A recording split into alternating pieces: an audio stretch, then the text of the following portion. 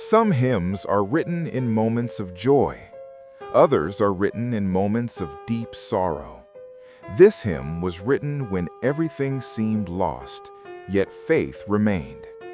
"It is well with my soul" was not written in peace.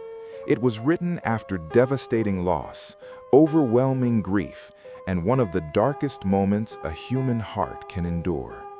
And yet its words speak of calm, trust, and hope.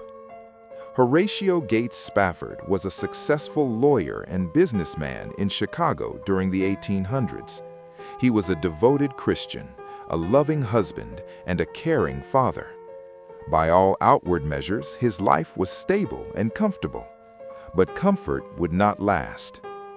In a short span of time, tragedy began to knock repeatedly at his door. Spafford and his wife Anna had 5 children. Their young son became ill and passed away suddenly. The pain of losing a child is a wound that never fully heals. Still, the family tried to move forward, trusting God even through their sorrow. But the hardest trials were yet to come. In 1873, the Spaffords planned a family trip across the Atlantic to England. At the last moment, Horatio was delayed by urgent business matters. His wife and 4 daughters sailed ahead without him. Days later, tragedy struck. Their ship collided with another vessel and sank in the open sea. Hundreds of lives were lost. All 4 of Horatio Spafford's daughters drowned. Soon after, a telegram arrived from his wife.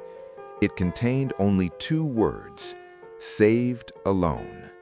She had survived. Their daughters had not. Horatio immediately boarded a ship to join her grieving wife.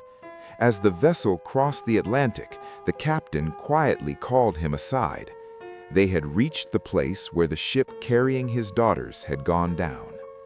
Standing over the deep, dark waters, surrounded by silence and memory, Horatio Spafford felt the full weight of his loss. And in that moment, something remarkable happened. Instead of words of anger, instead of bitterness or despair, words of faith rose from his broken heart. He began to write, "When peace like a river attendeth my way, when sorrows like sea billows roll." Those words would later become the hymn, "It is well with my soul." This hymn does not deny pain.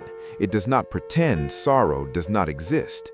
It declares something deeper, that even when life is shattered, even when grief feels unbearable, faith can still say, "It is well with my soul."